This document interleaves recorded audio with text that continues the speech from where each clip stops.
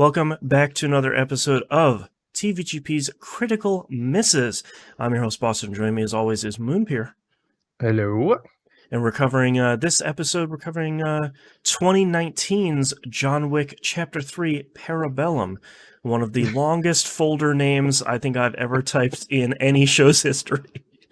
And I think the most recent movie in the series so far.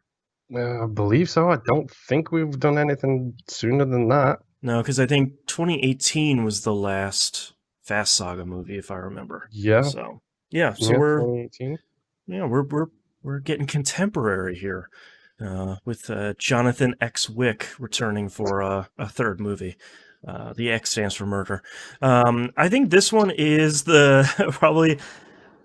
I feel like the lead from 1 to 2 was pretty interesting. I think not my expectations.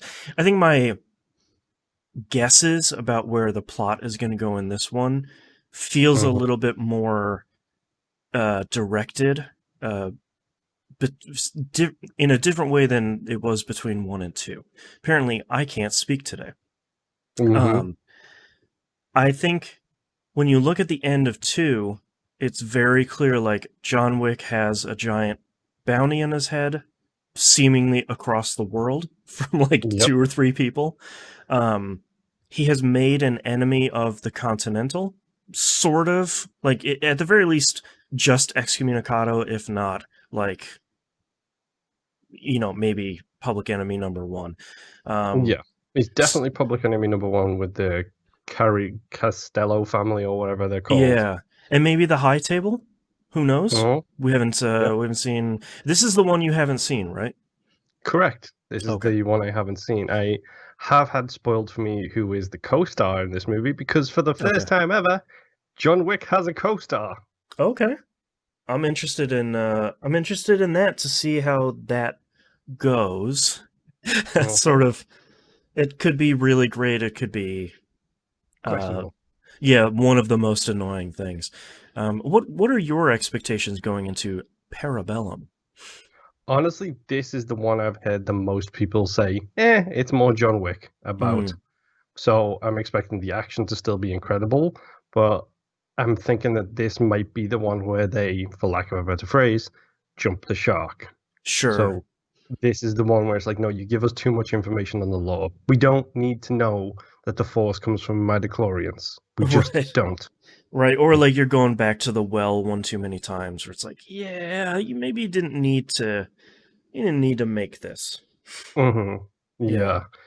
I'm curious about the extra world building. I'm curious if they're gonna have the underworld of the underworld back with Fishy, Lawrence Fishy. See if he comes back. Larry Fishy. Yeah, see if he comes back or not. See if he's actually something that helps John in the situation that he's in. But all told, I just want some more badass action scenes. Yeah, like I want him shooting 50 guys with one gun and about 5 bullets. Like, and the only thing I've seen, I didn't realize what it was when you saw the original posters, which was it's just John Wick standing in front of a door and there's like a backwards label on the door. And looking at that poster again today, as I was picking posters for this image here on the right for the video version, I now realize that says the Continental. And I'm like, interesting. Okay. Like, number 1, super cool announcement poster where it's just, here's John Wick, no text, and here's the door of the Continental. But my question is, like, how do you... the Continental seems to be a super important character in these movies. So how do you bridge the gap between excommunicado and I would like that guy playing Charon to be in the movie a lot more? Commander Zavala from Destiny. Yes, I was going to say, come on, give him his real name that you want. Indeed. It's I think those are all my kind of open questions of how do you continue. I think your concern is really sound of how do you continue these movies and keep the positive world building that it seemed like 2 was sort of flirting with without doing the midichlorians. Yeah. How do you keep that balance here? And I think, especially with, 4 and 5 potentially happening, like, how do you keep a slow drip of that stuff other than here's a 30-second text crawl at the beginning of the movie, which is like, the High Table was founded in, BC 13. And it's just like, oh God, here we go. Like, this is not what I want. It's the old, it's the one moment of Assassin's Creed Origins that I hated when he dropped his son's like eagle skull on the sand On the beach, yeah, and it made the symbol where it's just like, oh, okay. Yeah, why did you do that? You just shouldn't have done you that. could have just made it a cool symbol. You didn't need to find it. Yeah. Mm-hmm. All right. Any final notes here before we go watch the movie? No, I mean, honestly, I'm quite excited because Yeah, this is, I think this might be one of the first movies we've done for this show that I literally haven't seen. No, I hadn't seen Ocean's 7. Oh, right. Well, yeah, well, we both haven't seen another one, yeah. Mm-hmm. So Yeah. it's going to be curious to see if this holds up, because come on, I mean, let's face it, John Wick 1 is probably one of the best movies ever made. Mm-hmm. It's Like- so good the whole way through. Mm-hmm. But 2 is good, but it's not 1. Yep. Right. And I'm curious if this is going to be more of the same in a 2-way or more of the same in a 1-way. Mm-hmm. Sort of like excited and worried at the same time. Yeah. Yeah. Fingers crossed. Right. Right. All right. Well, let's cross our fingers while we go watch the movie.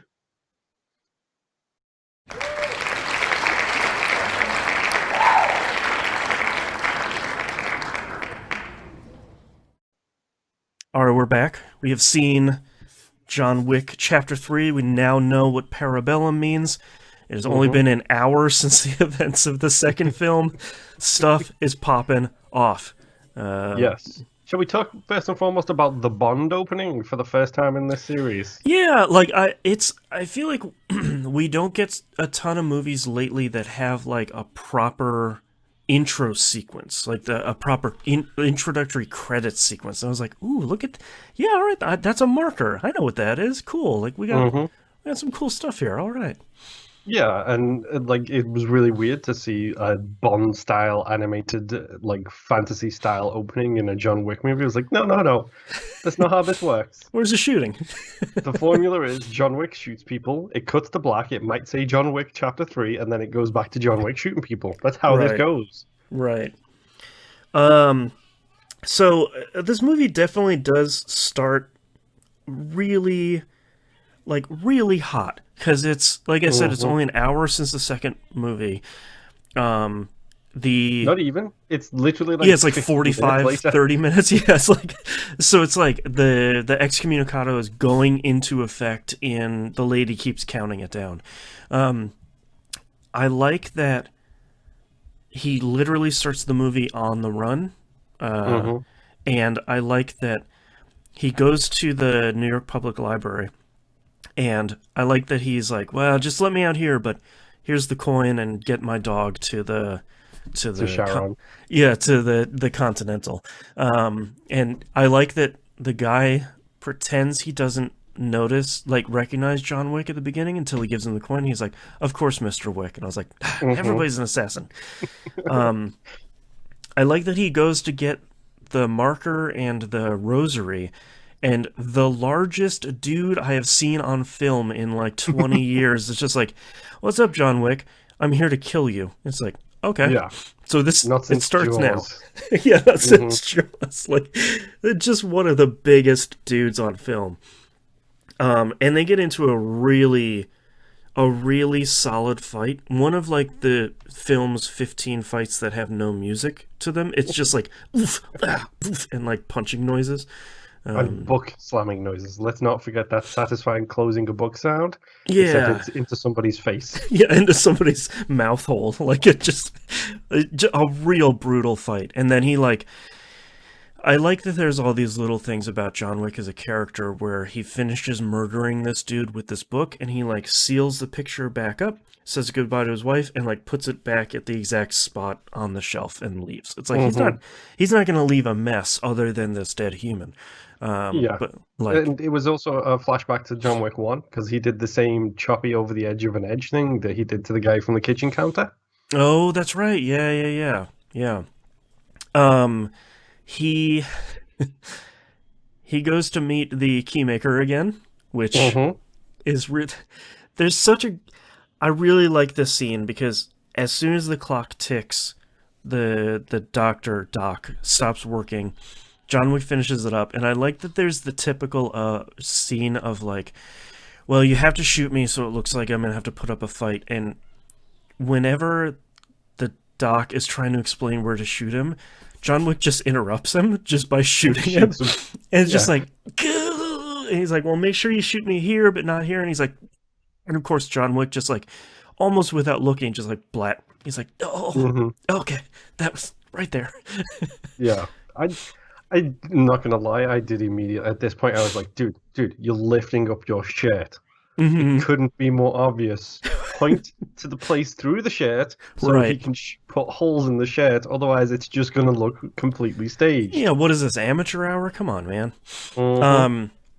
Then we go to, in this like super hot intro, we go into the scene that I have written down here. I call it the Hall of 1,000 Knives. Where they're fighting in this antique store where just apparently the entire New York City's stash of antique knives is. Yep. Well, he does the dash through the streets, goes through like the different stages of the antique store. Yeah. And then I just like the fact that it's a fist fight for the longest time. It's like guns and fists. And then the two guys knock each other, like John and the other guy knocks each other over. And then John looks past that dude. That dude looks past John. And then they both do the 180 like double take of like, oh wait, we're literally fighting around cabinets full of knives. Right. Just like you see the light bulb go off at the same time where it's like, ooh, knives. And then it just turns into one of the most brutal knife fights I've seen in a while. Yeah. Let's not talk about the final kill in this scene, please, because that one was a little, I was like, all right, everybody's been taken care of. Like, sadly, no one went through that giant picture in the background, which seemed to be featured fairly strongly. No one went through it because if John Wick looked directly at it, then he would have immediately crumbled to dust. That's right. That's right. We'll get to that series at some point too. That last kill was a little. I feel like there were a couple of kills in this movie where it's just like, oh no, ooh no. Like we just finished recently watching The Boys season 2. That one kill felt very much like, oh, they're gonna cut away. No. Okay. That's one of the Homelander kill from season 1, the laser kill. Right, which is like cut away. Right. Cut away. I don't need to see. This is. Are you gonna cut? Please cut. This is way worse than my imagination would paint it. I have two minor complaints to leverage about this movie overall. Okay, I've got one major complaint, but we'll get there soon. Okay. One of them is, I think there are, like that kill, I think there are some kills in this movie where it's like, maybe that was a little bit much. I don't think you need to escalate the violence because I think the stylish violence is enough. My other complaint is, and this is a complaint I will leverage against every movie that does this throughout time, stop with the crotch stuff. A dog bites a dude's crotch and it's bleeding. Like there's so many fights where someone kicks someone in the crotch. Like to me, that's like one of the laziest moves you can do in a fight scene.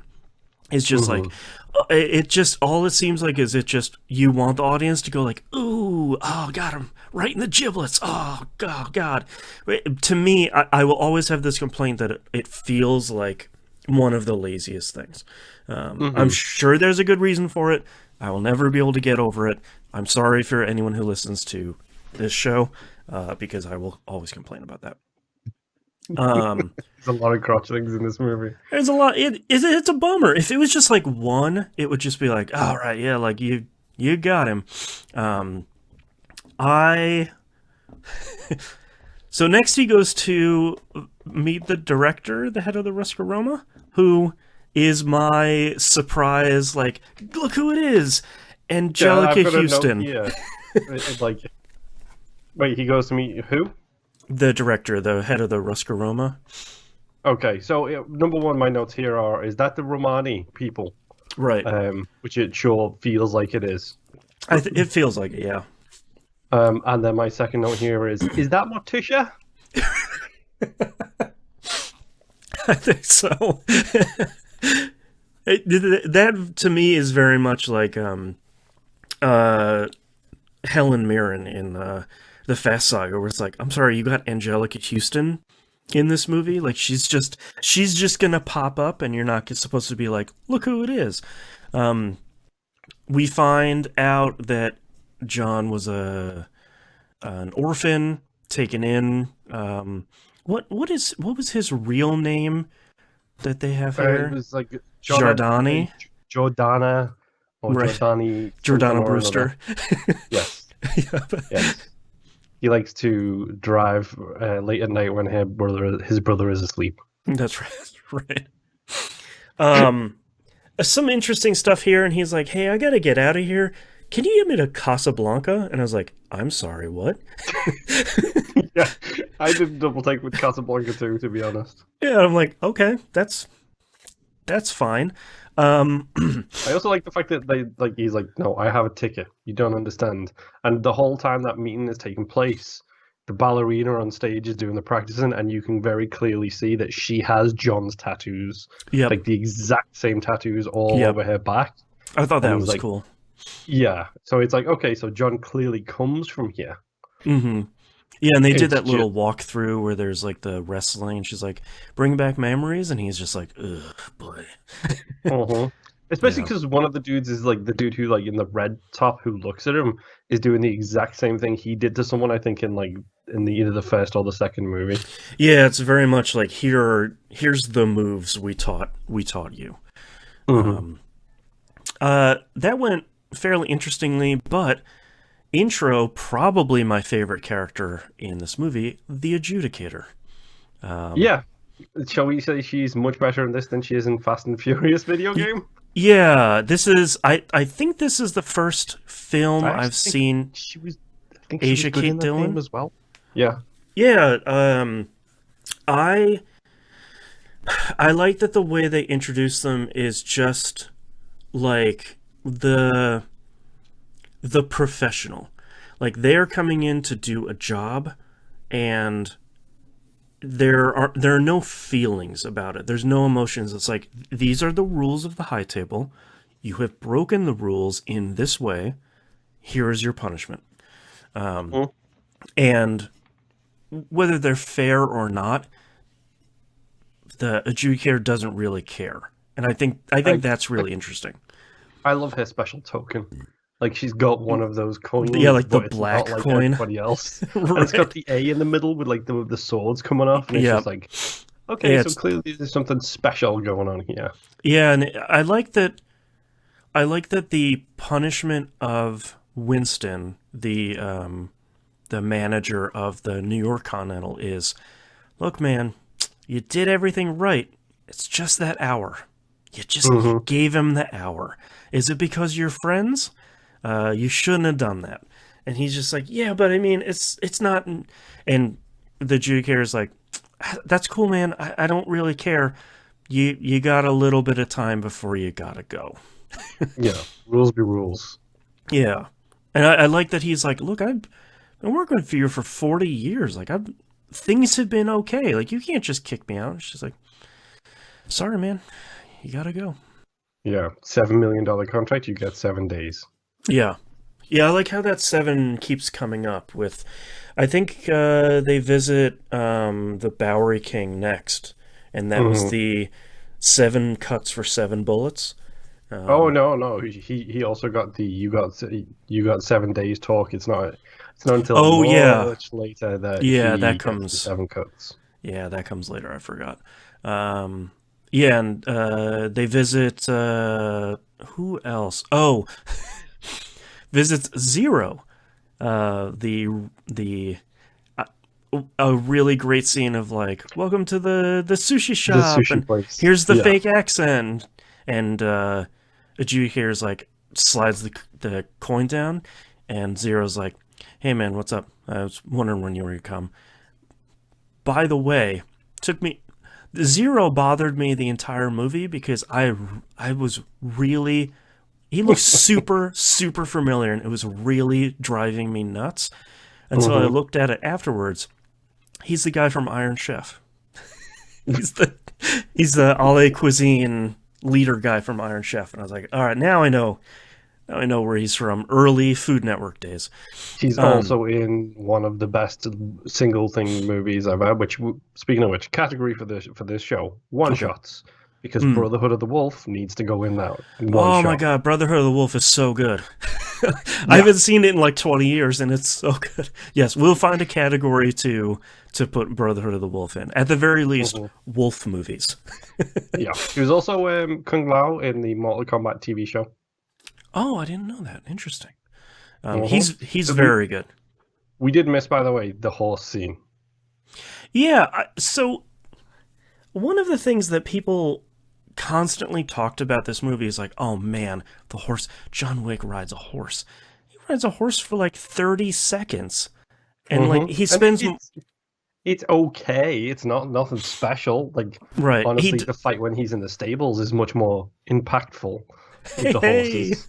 yeah, it's one of those things that it feels a little weird because like he slaps the horse and the horse like kicks that dude, and it's like, yeah, that was pretty cool.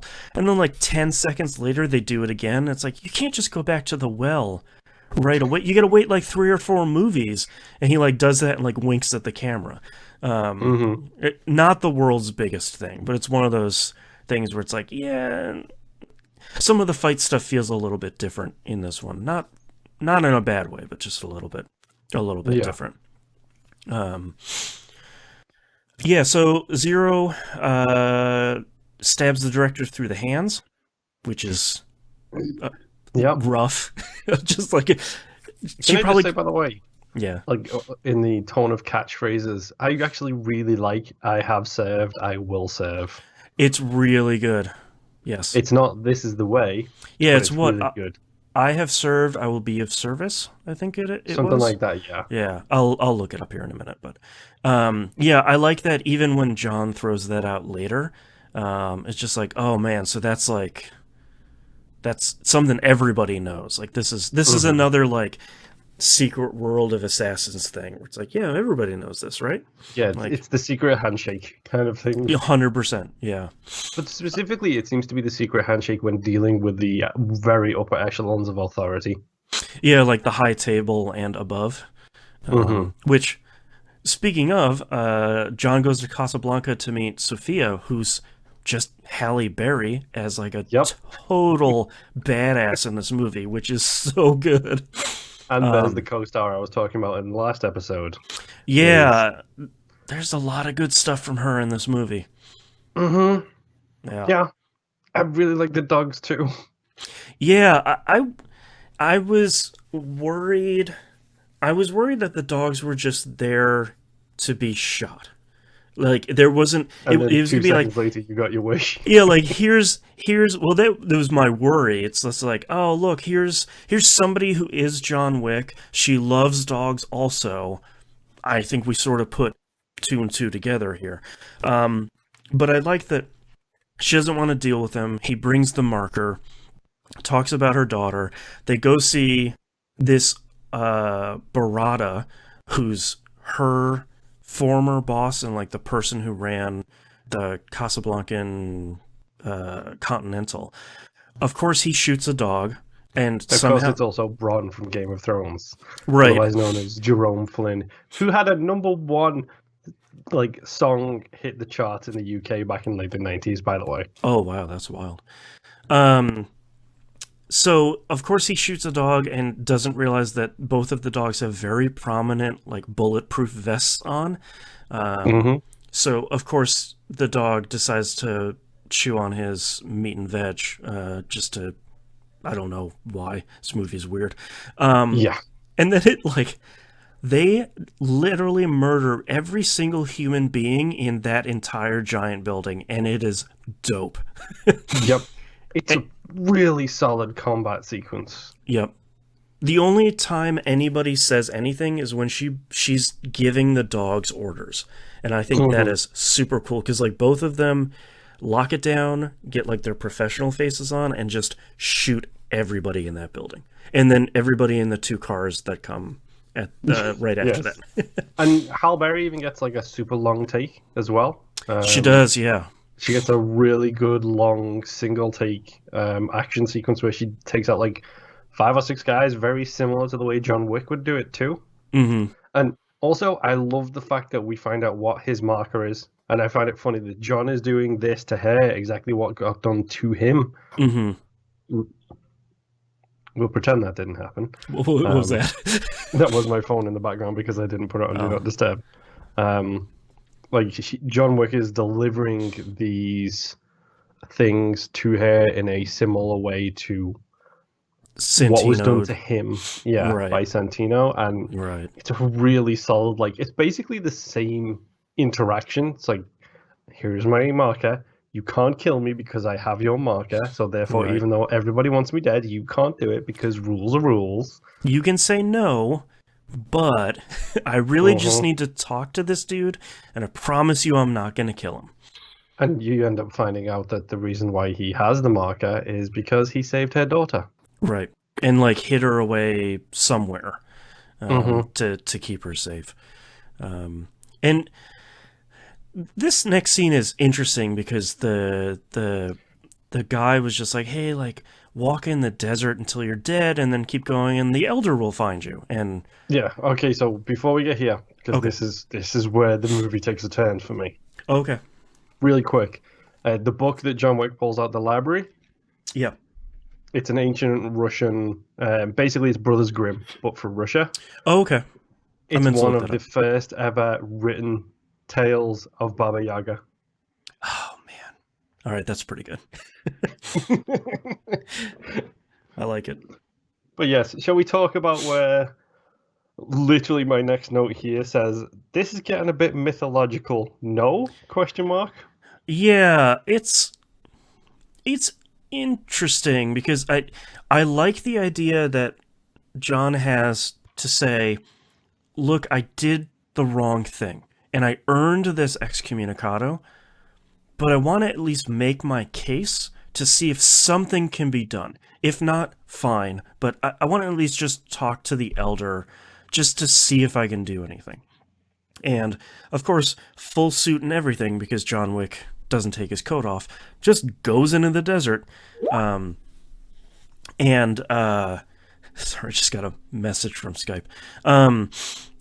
Just like walks into the desert and is like, yeah, man, here you go. And he meets the elder and chops his ring finger off and gives him his wedding band, which is an interesting way to say, like, no, man, for real, I'm very serious. And it feels a little bit Yakuza-y. Yeah, like I played Yakuza 0. Like I've seen something like this. I think the thing that the elder tells him to do is really interesting by saying like, "All right, so here's your deal: go kill Winston." And like when he said that, I was like, "Okay, who's Winston? Oh, right, the manager from the. Oh, okay. Oh, okay. So that's pretty interesting. The Bowery King scene happens at the same time too with the 7 cuts. Yeah, the 7 cuts was just pretty good. And I think around the same time we also get Zero doing the director thing to the director, which I love the way that is shot with like the ballot, like the ninja squad going around taking out all of the guards. Yeah, and then the director's like just trying to watch the ballet getting practiced, and then the 3 dudes just walk on stage. Right. It's like, okay, cool. Yeah. Like, looks really cool. Yeah.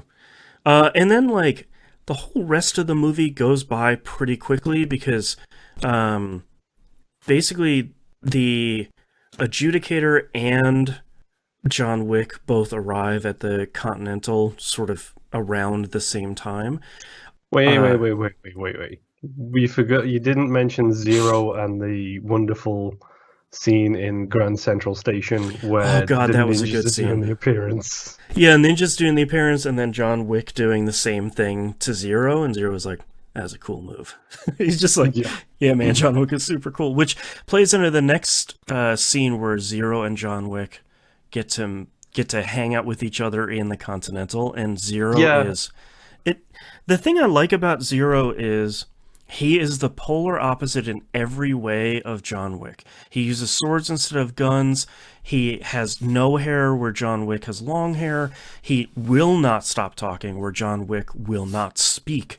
And I I like that there's just this complete foil to John Wick, and John Wick could not hate this dude more. It's just like I don't even want to like look or see with you. I'm not even going to ask you to watch my dog when I leave. I'm just going to tell the dog to sit over here farther away from you. I think he was pulling a Halle Berry. I think he was talking to Zero. Oh yeah, when he tells him to sit and stay. Mm-hmm. Yep. Yeah. And I've got one word here that describes Zero. Mm-hmm. Fanboy. 100%. He is literally the epitome of a fanboy. I'm a Yep. big fan. I'm going to sit way too close to you on this couch, even though there's Yep. 5 seats around. Like, Right. Right. And then the the adjudicator. I like this stuff. The adjudicator. What's the word that the deconsecrates? deconsecration. Yeah, like I really like the continual use of these movies. Feels a lot like Evangelion, where it's like we're just gonna borrow the cool looking and sounding stuff from religion and kind of plop them in this work. Mhm. I really like that happens, and then she's like, you just gotta step down from the manager role, because if not, I mean, we're gonna come and we're gonna take you out. And I like that there's like a temporary peace between John Wick and the manager, where it's like, yeah, I don't know if we want to stay under the thumb of the high table anymore. Maybe let's do something about it. Yeah, shall we talk about the administration room really quick? Super dope. Number one, what kind of administration gets done in a room like that is what Yeah, I'd like to know. They said we save it for special occasions, and I was like, I'm a super sucker for giant video screens behind people, apparently, because I was a big fan of that in the Red Circle Club in the first one. But yeah, that room looks super cool. It's like 3 stories of glass. I know, which we'll return to here in a accidentally hilarious fight scene in the future. But I like that you get to see. They pronounce it in this movie Sharon. There's like 3 pronunciations for this mythological character. I pronounce it Kairon, and I'm gonna keep doing it that way. I'm sorry. That's fine. That's the problem when myths go throughout like 3 separate civilizations. I'm really happy we get to see Lance Reddick do a bunch of work, because in like the first 2 movies, it's like, well, he doesn't just answer the phone. Like if he's been working with a manager for this long, there has to be something he can do. And seeing him like guiding John Wick through these weapons is cool. Seeing him get frustrated and come back for shotguns was really great, where he's just like, this'll do the trick. And Yeah. the Because reloading, there has been some armor upgrades. yes. Speaking of which, before we actually continue too far, let's talk about John Wick's secondary outfit, which I like to dub his adjudicator outfit, because he's given to it by the Elder, and it looks like a male version of what the adjudicator wears. Yeah, it's like the black on black on black outfit. Yeah, it looks pretty cool. Yeah, it helps him do his ninja stuff, like slinking out of the shadows. Yeah, but the War of the Continental, we'll call it. Yeah, it's great, and I do like the fact that John Wick is challenged so much more, because these guys are wearing head to toe bulletproof like nylon essentially. Yep. And it ends up the only way John can kill them is by like tilting the helmets up, so he's or like opening the them up visor. yeah. Some of my favorite ones are like him opening the visor and like pew, pew, pew. Mm-hmm. A lot of really great shotgun stuff. Like, we don't see a lot of shotgun work like this in a lot of movies, especially how cool he reloads it, like flicking his whole hand down the gun. Like, just some really really cool stuff. Mm-hmm. I like that the manager hangs up on the adjudicator the first time they call, where they're like in the middle of a sentence. He's like, "Yep," click, and then when they call back, they're like, "Parlay," and he's like, "Yeah, parlay."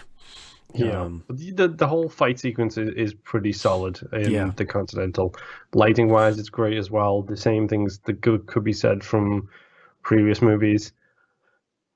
And then the fight is obviously it's kind of a tie because the adjudicator's still there. Obviously, the parlay comes up, Mhm. and I do love the fact that John Wick sums up a situation in one word, by the way, or two words. When he Mhm. first meets with Winston in the Yeah. administration room, Yep. Winston's talking to him, and he's like, "Well, now I have to give up the power of this place." And John Wick says, "The hour?" Question mark. And Mhm. Winston's response is, "The hour." When he comes out of this thing, Yep. he says, "Parlay?" Question mark. Parlay. Like he Yep. just knows what's going on and sums it up in a word or two. That like short conversation where he asks the hour is one of my favorite things from this movie, because like there's just paragraphs of stuff that's summed up in these two quick sentences that I think a lot of other movies would either blow by or just spend so much time where it's like, "John, I had to do this because I gave you this hour." And it's like, "No, man, you remember the last movie. Not a ton of Mm-hmm. stuff happens in these movies except for this one." So it's It like, literally took place like 12 hours ago. right. Yeah, like it happened at the beginning of this movie. Like it's yeah. Um I think I think there's a really great I think there's a part of a really great fight scene here, because John Wick fights a whole bunch of dudes in that meeting room, and it has one of the I'm not sure if it's supposed to be funny, but those guys punch John Wick It into is. like 15 different display cases, like pinballing him between them. They all make the same noise when they shatter. It's like, Mm-hmm. this is either you're going over the top for a reason, or this is like one of the funniest scenes in this trilogy that I've seen. Yeah, this is also the Zero's basically number two students, like his Yep. top two students. Fun fact, these are the same two dudes who appeared in The Force Awakens because they are the same two dudes who appeared in The Raid. Oh wow. So Okay. they are well known in Hollywood now, even though they are tiny, tiny Asian gentlemen, Mm, as really, really badass because they did The Raid and they are yeah. famous for all of those movies. I really like once they get to like where they have the rest of the fight. I really like that they give him a second to breathe and like to get up, and they say like, "Hi, Mr. Wick, big fan. Are you ready? Okay, let's fight again."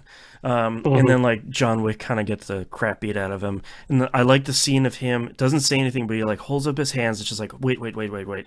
Then he takes off his belt, like that Then he fun walks callback to past the them as beginning. well. Yeah, yeah, he It's so walks good. past him, takes off his belt as like a callback to the beginning of the movie, and then it's like, okay, now I'm good, and then just manages to destroy them. Yeah, Um, and I like the fact that the fight ends. They are very clearly got the crap kicked out of them. They could have killed him yeah, several times in that fight, yep, and like he literally he shows that they show that they're he's standing up, and then he just turns around and says to them, "Be seeing ya," as if yeah, to say, "This fight is done. I'm going to go yeah, about with my business now, yep, aka deal with your boss." right, And two, hopefully we get to fight again. Maybe not so lethal next time, please. yeah. The fight between him and Zero is largely good. I think they go back to the well maybe one too many times of like the character and the camera turns around and someone isn't there anymore. Hmm. I like the reversal of John doing that to Zero. I think that It's was funny really because interesting. I think this shows how quick John Wick learns. Hmm. Because I think I'm not going into this movie thinking that John Wick knows how to do the crowd vanishing thing. I'm Right, thinking he watches the ninjas do it 3 times, right, kills the dude as well, by the way, who appears behind him. He's like, "Was he one of yours?" Well, he was. right, Um, right. but I think he watches them do it 3 times and then he knows how to do it and does it. And Yeah, I think the same thing with Zero. I think Zero pulls this trick one too many times, and John Wick figures it out. It's like, okay, that's a good time point. time to use your own offense against you. I think you might have just turned me on that then, where it's like, yeah, you got too cocky and you tried to be cool one too many times, and John Wick is like, oh, that's how you do it. Okay, cool. Yeah, you It's turned me almost like around on that. he has Sharingan and he watches him do it and he copies it. Right. Next season, Naruto. Let's start Yes. 400 Yeah. Yeah. The, it was the shuriken was in the shadow. So I think this whole fight scene was. I liked a lot of the stuff where it's like someone was behind glass and or John is like shoving the sword into this bulletproof glass and it's like shattering or scratching the glass. I think some of that stuff yeah. was cool. The impacts are really, really good because Yeah. know full well if something goes wrong, they have to replace that entire panel. Right. Yeah, I'm like watching it from a filmmaking perspective. I was like, this seems you really want to get this in like one or two takes. Yeah. Or you're just doing it all CG and maybe just doing it that way, but a No, lot of cool that's cool. I like the way that he uses the glass to stop the swings, like Yep. because you can't see the glass because it's the cleanest glass I've ever seen, right, Right. up until a sword hits it. And Yeah, there's it's like, no oh, there's seams. glass there. Yeah, it reminds me a lot of the Hall of Mirrors scene from the second one, where it's a little bit clearer about what's going on, but I think it's also it has a lot of fun with like, oh, I'm right here. Ha, no, I'm not. I'm behind glass, and you just like go around the display case. I think a lot of that was cool. I like the John Wick saying goodbye to Zero because like Zero sits up and he's like, just gonna catch my breath here real quick. It's no big deal. And he's like, yeah, you can go ahead without me, John. I'll be right there. And I like that John Wick never really says anything after he kills someone except for like Ares in the second one, and then he just says, "No, you're not," and just wanders off. It's just like I think it's the one instance where he sort of gets a chance to say like, I really don't like you and I'm glad I beat you. And Shall we talk about the turn? let's talk about the turn. So everybody is on the roof. It's the adjudicator, Kayron, Winston, and John comes in last. And they have a parlay and says, all right, here's the thing. Winston is basically like, look, we could be at this for a really long time. How about you just put me back in power of this thing? I will swear fealty to the high table. Everything will be fine. We could just forget about this whole thing. And the adjudicator says, oh, you went through this to show how powerful you are. Interesting. Well, we agree to your terms. And then like everybody sort of swings over to John and says, but what about that guy? And I like that. I like and sort of hate that Winston's like, I know the exact thing to do. Blat, blat, blat, off the roof. It's just like, I assumed that this was part of Winston's plan that he would previously discussed with John. I assumed that this was my thing. It was like, okay, so they figured this all out beforehand, give him a second identity, send him on his way. A wink and a nod, like, oh, I killed John Wick. Wink. Even because I think even Charon goes, that was a fantastic plan. Like, well, I think he says like, well played, sir. And it's just like, you can tell from the look in his face, though. Like, if you look at the way he says it, you know he's not happy about what just went down. Right, but he like still wants to appease the manager, and probably wants to appease the high table, and like. So John Wick falls off the roof and hits like 4,000 things on the way down, which is it's just the worst. And then I really like the adjudicator leaves, and you can see the wheels turning in their head, and they go check on the body in the alley. They come back in the building and find the manager, and they're like, "Well, what happened, man? John Wick isn't." She said, "John Wick is gone," and I like the manager is like, "Yes, truly a loss," and they're like, "No, the body is gone. What happened? Like, what are you doing?"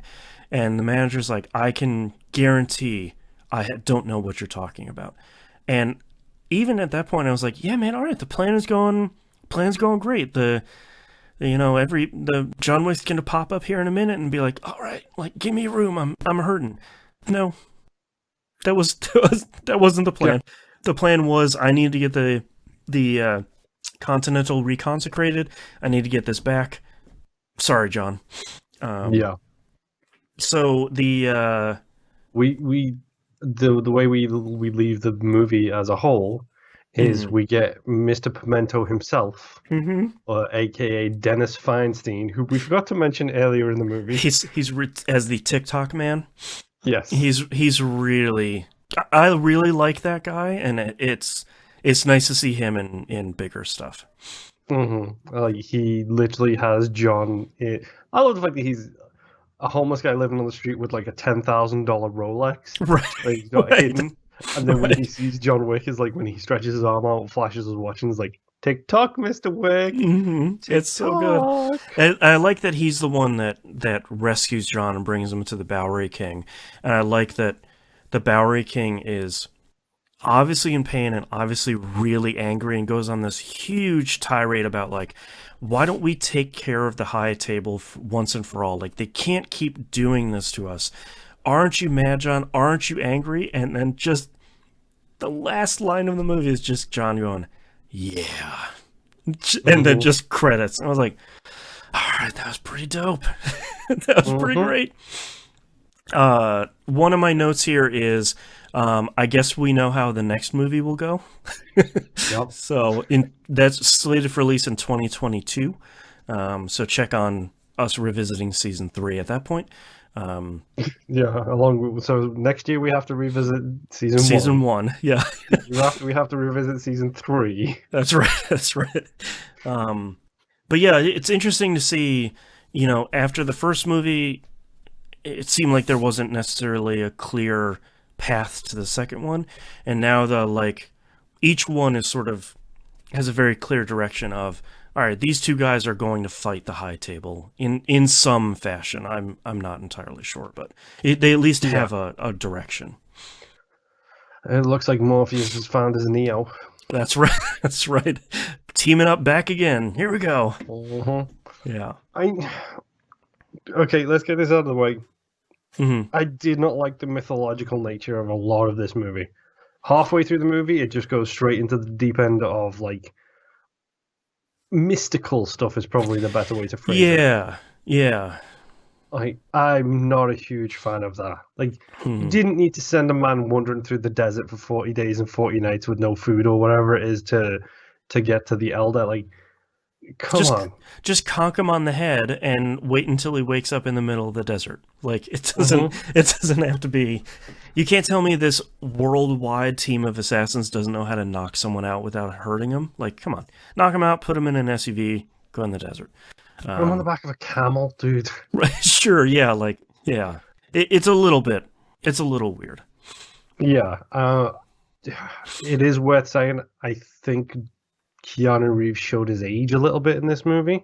Okay. I don't know if it's because I'm looking for it more, which I doubt it considering how I watch these movies, but the combat seemed a little bit slower.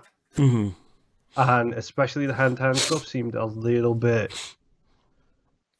more rehearsed, for lack of a better way to phrase it. Before someone's even thrown a kick, John has already got his hands up in the perfect position to stop that blow. Sure. No, you're supposed to kind of see it start at least before you do it. So it's a little less smooth. A little less smooth, and it feels a little less natural. One of the best martial arts fights actually takes place in, I think it's Grosse Point Blank. I love that movie. There's a judo fight in the hall between two black belts in judo. Yep. And it's a scrap. It's a scuffle. It's just a down and out fight. Mm-hmm. Whereas this does feel a little bit more rehearsed than the previous ones. Right. The gun combat is still fantastic. The firefighting scenes are still absolutely super fantastic. Cool dog action, which I was not expecting at all. As much as you did not like the groinal action, I'm pretty sure that when it comes to trying to if you were in the same situation, if you had to train two dogs to stop people from shooting at you, Well, yeah, the I two mean, options would be guns and groin. That's the yeah, two like places you go. right. That's the name of my EP also. But yeah, Yes. you're gonna say like Schnell, and they're gonna go like right on the giblets. Like, what else are you gonna do? Yeah, I agree with that. Yeah. I think Still, it's a good movie. yeah, I think overall I enjoyed my time with it. We'll get to ranking here in just a minute. But I think I'm still deciding how to rank this one, which means that you'll go first. But I think That's fine by me. it's not one of those movies where I watch it's not one of those movies where I watched it and I'm like, ugh, boy, like you guys this shouldn't have been made. It's just like, yeah, like everybody else said, yeah, it's more John Wick. There's a lot of good stuff. There's some not so great stuff, which I think we didn't see as much of in the second movie, but it was still a really great action scene. And when it's really good, like him and Halle Berry just shooting everybody in this building, it's really good. Him and Halle Berry and the two Popos, if you don't mind. That's right. Credit where credit is due. Yeah, but like when you look at some of I was telling my wife because she asked me how the movie was. I was like, it's really good, but like some of the fights at the end were just like a couple minutes too long. Like when he's fighting the two guys in the display cases, like cut like 2 or 3 minutes out of that. When you're fighting Zero, like cut one encounter out of that. Like it's by that point I was sort of like, this movie's like 2 hours and change. Like by that point it's sort of like, yeah, like he's gonna beat Zero, he's gonna beat these two dudes. Like I don't need to have this huge thing. Like we can just kind of get to it. Yeah, it did feel like Zero was the most serious threat he'd ever had, though. Yeah, And honestly, if it wasn't for Zero being a ridiculously huge fanboy, he probably would have won. that's true. That's a good point. Also, Yeah. guns, lots of guns, makes a callback from The Matrix, keeping in theme with I that forgot too. about that. When he said that, I was like, yeah. Like that's Chappie moment of here, where it's like, yeah, that's the Matrix. That's great. Which reminds me, I haven't seen the Matrix movies in a really long time, which is another. I don't know if we have it on our list, but it should. Okay. I'm pretty sure the Matrix series is on the list. Yeah, I think so. Maybe we'll wait until the next Matrix movie comes out in 2025? yeah, so yeah. Oh boy. All right, so let's get to our rankings here. We only have 3 movies to rank this time. Are we going to go backwards and forwards, or are we going to do all in one? We'll go back and forth. So what's your number 3? My number 3 is number 3. Yeah, 2 and 3 are like super close to each other, but I think 3, because of all the like little nagging issues we had talking about it here over the last long time, we're so late for our other recordings today. I think for me it's like just a smidge under 2 here in this list. Again, not a bad movie by any means. I had a blast watching it, but it has all these little issues throughout the whole thing that kind of add up over time. So you're telling me it's death by 7 cuts, is what you're saying. Damn it. That's the end of the series, folks. All right. Yeah. Number 2. It's number 2. It is number 2. Number 2 is really good. I think watching Chapter 3, I was a little bit disappointed in 2 when I watched it now, like 2 or 3 weeks ago. And I think largely because of how strong 1 is.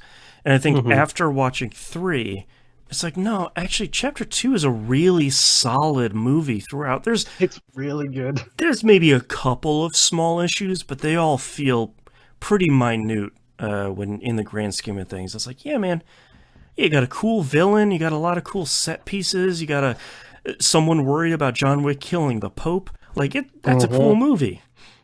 Peter Stormare is in it.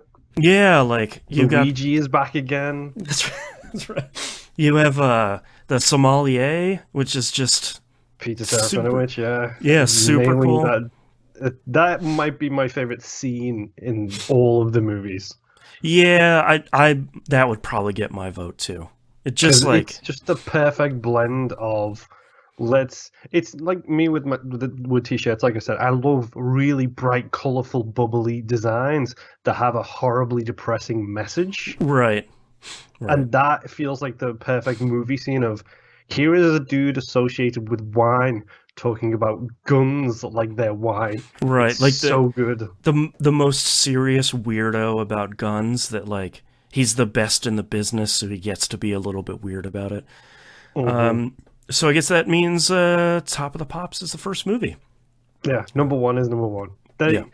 If they hadn't have made two, and if they hadn't have made three, we'd probably be covering this in a one-shots section for critical Yeah. misses. But number one is basically an almost perfect movie. Yeah. 100%.